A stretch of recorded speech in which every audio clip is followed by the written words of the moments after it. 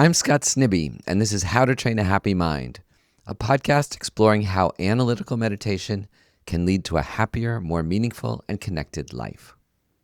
We're in the middle of a series on Buddhism and art, and in this episode, I speak with Tsherin Sherpa. Tsherin is a remarkable artist I first met 25 years ago when he was a young thangka painter in the San Francisco Bay Area, and I was a young Buddhist hoping to learn how to paint devotional images. Since then, Tsherin has become one of the most respected contemporary artists in the world, representing Nepal at the Venice Biennale.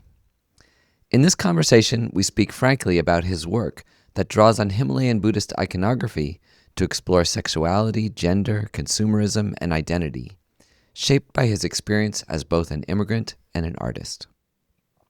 What you'll hear here is an edited version of a much longer conversation we recorded from his studio in Kathmandu, Nepal. If you'd like to listen to the full uncut 90-minute dialogue, including many more examples of his art, you can find it at trainahappymind.org in our Train a Happy Mind community. On our website, you can also find the video for the short version of this interview, which features images of the art we talk about.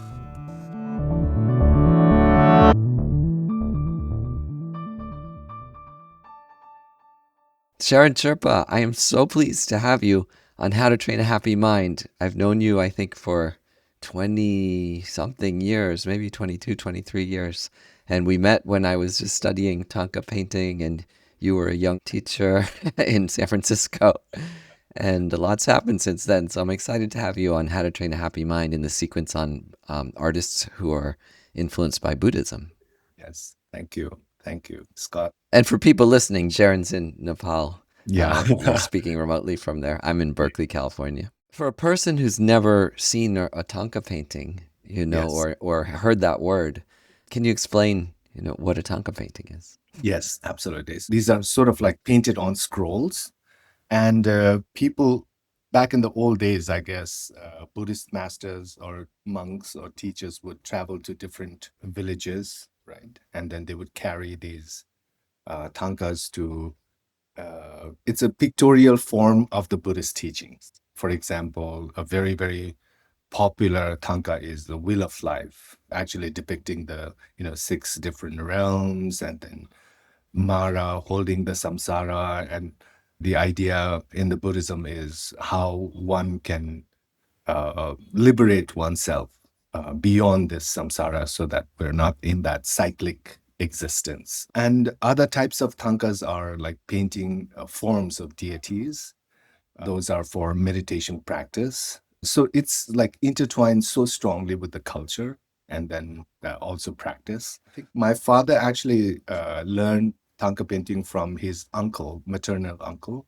And then after that, he wanted to pass it down to one of his children. So I started learning from him since the age of, I think I was like 12 or 13, something like that. And simultaneously, I was also going to school at one point and also learning Buddhist sort of prayers and scriptures at the nearby monastery, the Kanying Shedubling. At that time, Bodha was not that crowded. Like when I was growing up, it was kind of empty rice field, and there were very few houses only. And then the monastery was the most visible thing from everywhere. So It's hard to imagine for someone like me who's only been there recently. It's completely packed with these narrow streets and buildings kind of squeezed together. You can barely fit a car in. yeah, absolutely. Now it's become like so crowded, and Yeah. it's become like a commercial hub for everything almost. So yeah, in 98, I had the opportunity to travel to the US, and that led me to uh, a Buddhist center in California, Northern California, Sebastopol, where I was their resident thangka painter as well as their thangka instructor for their students.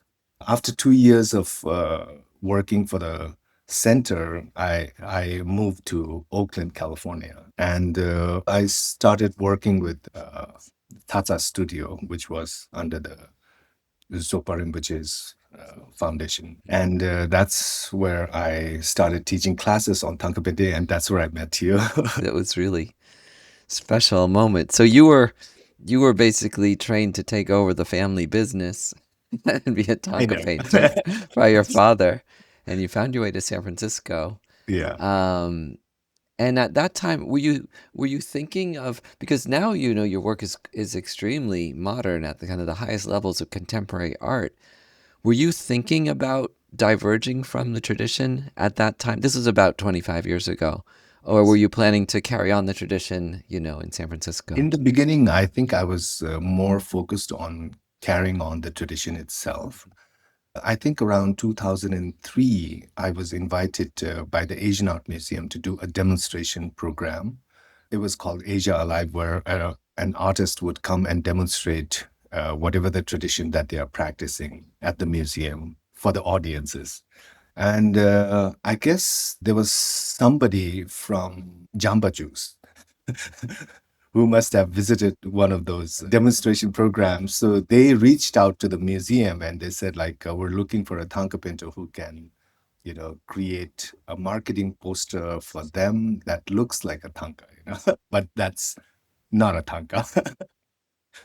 And that sort of gave me the first opportunity to do something outside of thangka, to actually understand that Himalayan art in itself has a limited exposure in the world, in a sense. I mean, here in Bodha, it was a vibrant scene, but when you go abroad, then hardly anybody understands or knows about it. So how do I, as an artist, communicate with the wider world? How do I do that? For that, probably it's best for me to create non sacred art, more in the form of secular art, which speaks about human condition. Could be like social issues, personal issues, could be political issues. I was beginning to notice that this skill set can be used in many different forms uh, after working with Jamba Juice. So this image, there's a naked figure with a big belly who's all white, and he's surrounded by these translated advertising slogans in Tibetan, beautiful gold script in the background. This was like right after working with Jamba Juice, I felt like it was kind of exciting to see how advertisement works in the West or here even. And then I went on the internet and started like collecting all the phrases, advertising slogans. I wanted to make it look like a prayer flag. So in the front is the consumer, I guess. And in the back is all the marketing slogans, and it's made to look like Tibetan script, but it's actually English. And it says like buy one, get one free, food for your busy lifestyle. I mean, Yeah, this is what I thought a lot about your work, seeing bits of it, is the relationship to pop art. In a way, it's a exactly. very, very original take on pop art. Yeah. So, And so is the belly that he consumed so much? He's the I consumer. guess so. I guess so. And it was I then in hindsight, like now when I look back, I think I was also drawing inspiration from my childhood. When I was growing up here in the 80s in Nepal, one of the most popular social event is going for a Bollywood movie. Then outside the movie theater, they had big, giant, like billboards, posters painted by hand. And it's like a 3-story tall figure or 2-story tall figure. I was always fascinated by these like posters, hand painted posters. And another thing I was always fascinated by when I was growing up was comic books. So we had access because we had so many Western friends. They would bring us like Tintin comics, Marvel comics, DC comics, both all European as well as American comic books. And because the style is so flat and two-dimensional, it felt I could relate to it like a thangka, the images. And so probably I was drawing inspiration from all of these experiences when I was creating these works in the beginning. So we can go to the next image, probably. This image, it's the shape of a Buddha's head on a gold background, but the face of the Buddha is the ticker of the stock market when it crashed during the 2009 financial crisis. I was trying to understand the image of the Buddha. At one point, it was also becoming more and more of a commodity because I was looking back into my practice as a thangka mentor in the West. And people used to ask me, like, wow, you look so meditative as a thangka painter. You must be very, calm, very conscious about like what you're creating. But I wanted to be honest with my contemporary work. I wanted to be honest about it, and so it's probably critiquing my own practice when I was a thangka painter. Because for me, the image of the Buddha was more of a commodity because I had to pay bills, I had to do this, and I'm constantly trying to market the thangka. So that practice of Buddhism was like detaching uh, by itself. Like I was looking at it more as a product rather than uh, a practice of meditation. So in 2009, I got the opportunity for a residency in Vermont, and it's at the Vermont Studio Center where they have over like 100 artists, writers, all coming together in one place. So the Rubin Museum actually awarded me this residency for 2 months in Vermont. It was kind of like my college experience, art college experience. I also saw some artists drawing inspiration from their childhood memories. And this was kind of a thing for me because when I was growing up, I used to be very close to my grandmother. She used to, when I'm creating my works, she would be behind me and then telling me all the stories from her village in Tibet about nomads. And then sometimes nomads would go graze their sheep or yaks, and then they would see some spirits, the spirit that protects that region. So there's a strong belief system within the Himalayan people that there are spirits of the mountain, water, valley.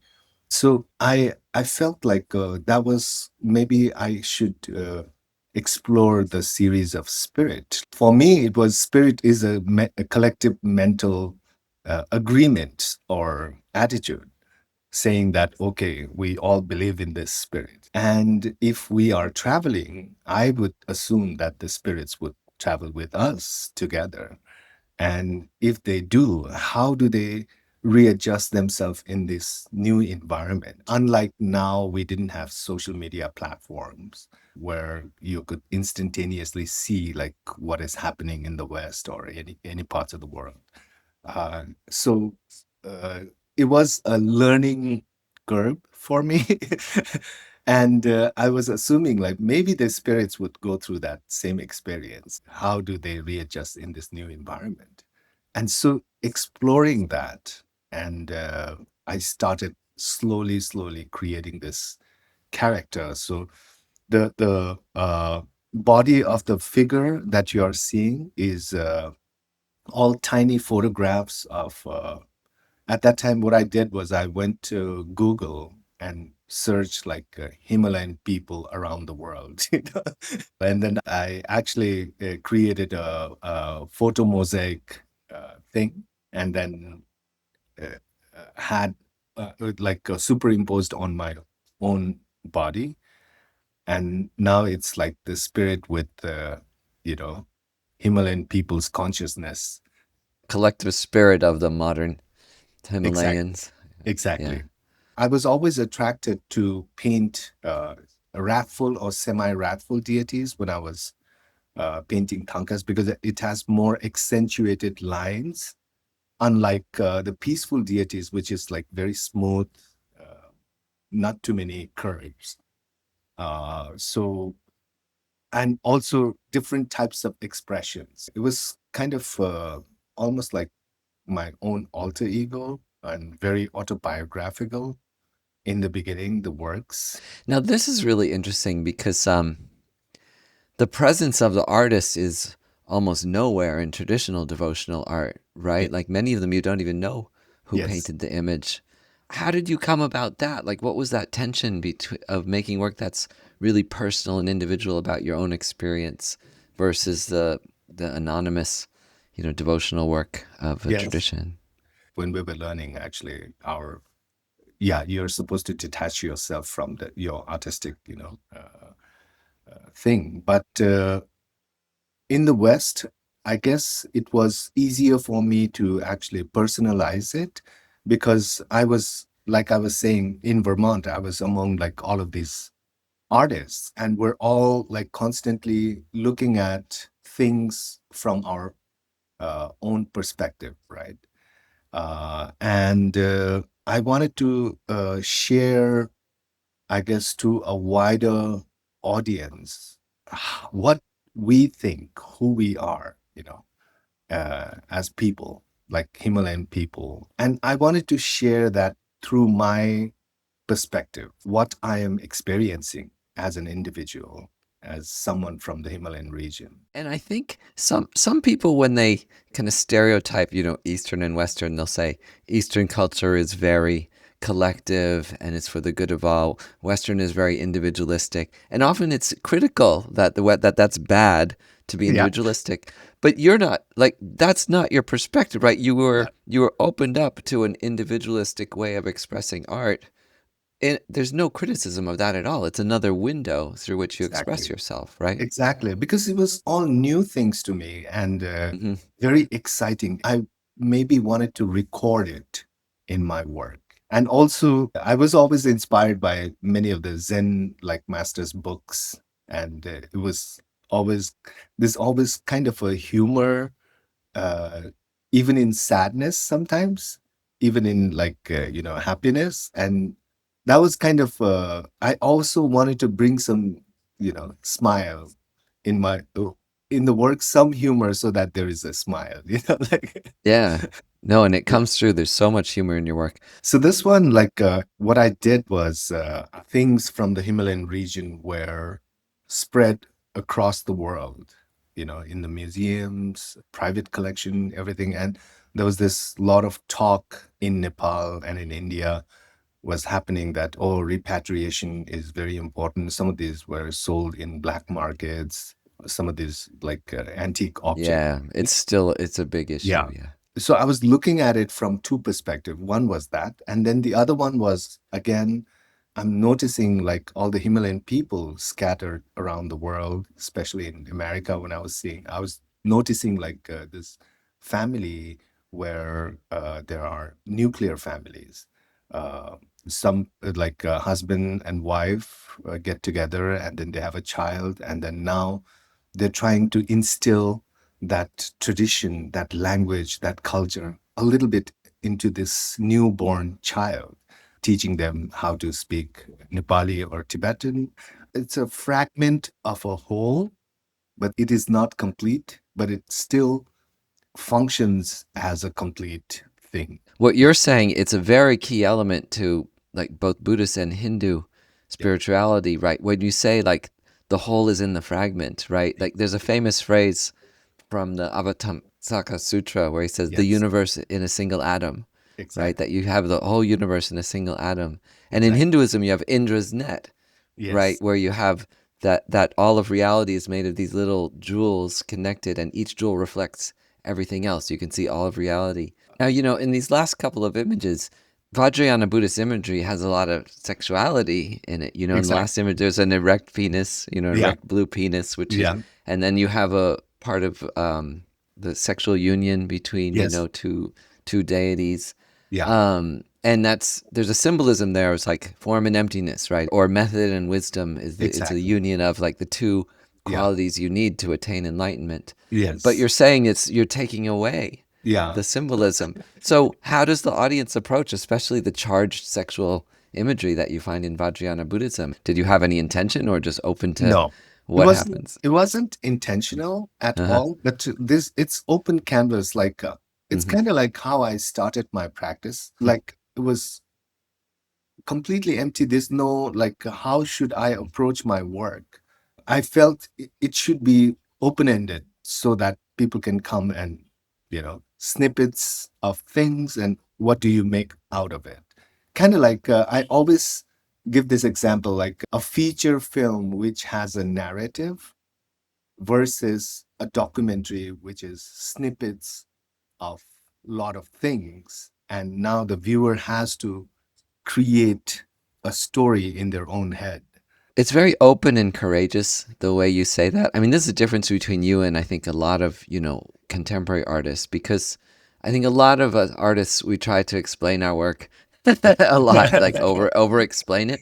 But like to be honest, like when I've created work, I learn something about it day to day as I look at it, and especially when I talk to other people about it or have Yes. them see it, I Yes. learn something new. But to say that right from the bat, I think is quite rare for, Yeah. contemporary artists. So, I was here in Nepal in 2015. Right after the earthquake, that's when I started like once I set up my studio here in Kathmandu, I used to stroll around in the morning and I would hear these clanking sounds, hammering the copper. And I saw this one artist, traditional like repose artist who creates mandalas for prayers and stuff like that. When I saw him and we became friends, and then at one point he started sharing his own stories about how difficult it is for him to make it as a traditional artist in Nepal. Like visitors, they can't differentiate between high quality work and low grade work, the craftsmanship. And he was highly, highly skilled. And he said, like, oh, now I'm at a point where I may like leave these things practice completely and then go to Malaysia to do a manual labor or something. it's heartbreaking. Yeah, his skill set was so good and it requires at least 20, 25 years to like develop that kind of skill, and it's completely gone.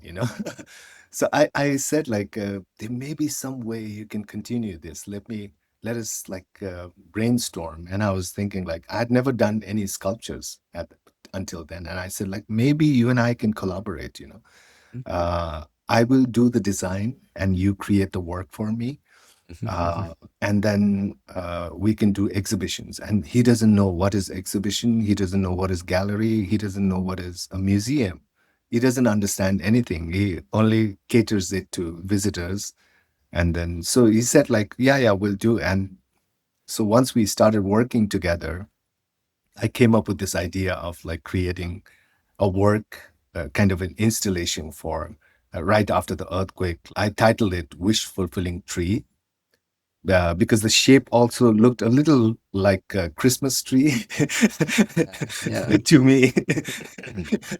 And yeah, so I titled it Wish Fulfilling Tree, and I started collecting all the objects from the broken homes that were destroyed during the earthquake, and then placed it at the bottom, and then kind of commemorating all the people who passed away during the earthquake and who lost a lot of their loved ones. And what we did was for the exhibition, we have a lot of paper where people can write their wishes, and then we insert it inside the mandala. And at the end of the exhibition, we actually fire all of this, imagining that, the wishes are spread across the universe. And then I actually got invited by the Rubin Museum to show it at the Rubin. And then they also acquired the work. And I told them it needs to mention the artists who actually collaborated with me so that it somehow hopefully benefits the artist also. Yeah. Yeah. And he started showing it on his Facebook and then like Instagram to all the people like that were. So I'm so happy he didn't have to leave his, practice. And we're still connected on like social media. And so that gave me the opportunity and opened up my eyes again. Like, wow, we have so many skill set here in Nepal. how do we preserve this? Maybe I should start collaborating with different forms of practices, you know? So this was my first collaboration. And then I started working with the bronze artists. Let's make the spirits and sculptures. So we started creating that. I work with a foundry in Patan who actually are like amazing craftsmanship. And this also became more of a way for me to introduce to the world like how many different types of practices or traditional art form we have here in Nepal. Yeah, and you're really, these are the other pieces you're very well known for. They're quite provocative. You have this kind of spirit in a very Western kind of gender fluid Yeah. body type and posture, blowing a big bubble in gold underwear, Yeah. you know, with the traditional kind of face of a spirit or a deity. Yeah. Gender is obviously a very big topic now, and Yeah. that it's a very old topic in Yes. Buddhism, right? Because the idea of embracing two genders in one person Yeah. is very, very important, right? Yes. That we try to find the masculinity and the. I mean, in Buddhism, femininity is like emptiness, and the masculinity is like the compassion, you know, Exactly. energy. But can you talk about this? Because you're projecting this kind of ambiguous gender, very contemporary way of looking at these figures. I bet these images are quite embraced by many people Yes. who Yes. identify as gay, transgender, and so on, Yes. right? I think so. I think so, probably. But I was it wasn't intentional at that Hmm. time, or I wasn't even thinking about that. But I had like many friends who viewed themselves as different. And living in San Francisco for more than 25 years, like where we are so open-minded. And even here in Nepal, it's gender fluidity is so common.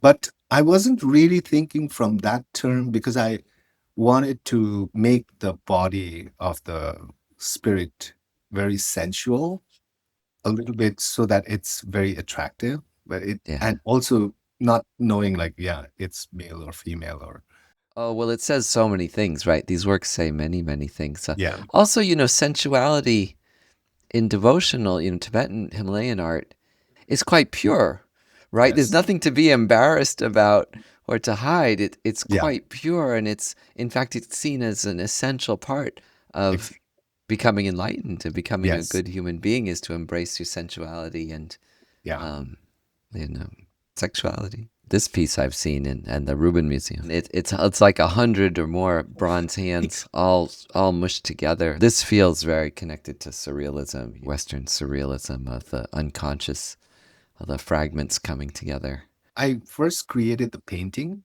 and at Hmm. that time I was so, I guess I couldn't be vocal in the sense like I mean, there were times when I couldn't articulate, I couldn't say things, the terminologies, this, that, talk about the work, or even express things. I guess at one point I became more introvert.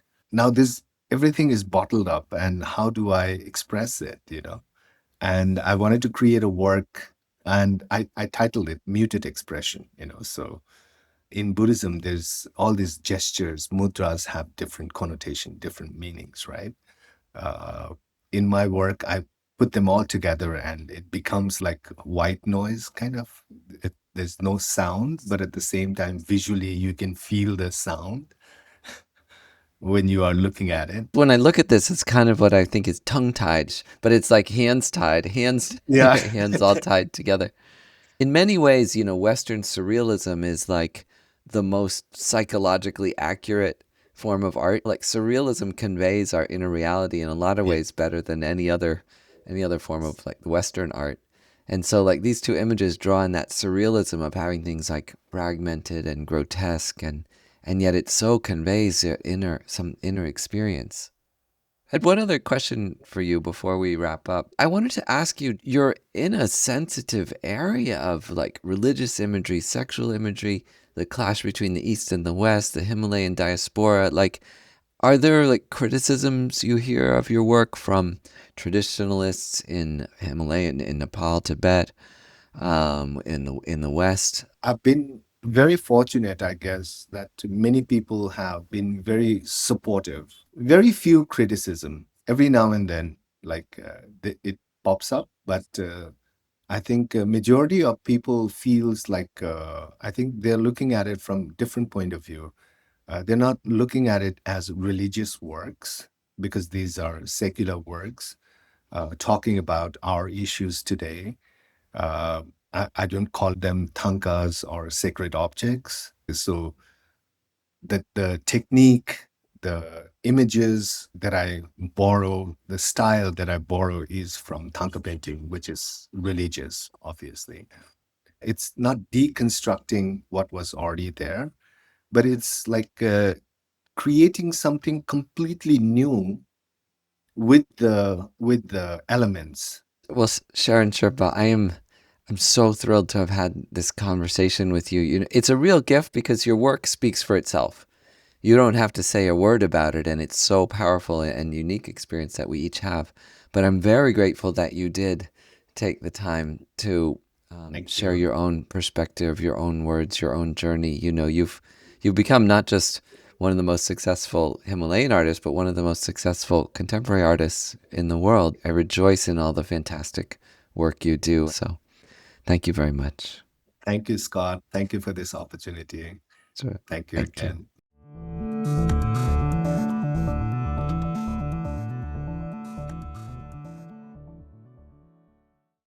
Thanks for joining me for this conversation with artist Tsherin Sherpa. If you'd like to explore these ideas further, you'll find guided analytical meditations, the podcast, and information about the Train a Happy Mind community at howtotrainahappymind.org. How to Train a Happy Mind is a nonprofit project of a skeptic's path to enlightenment. The podcast is offered freely and without ads, thanks to the support of listeners. Thanks to Isabel Acebal for marketing and production on this episode. We wish you a wonderful day.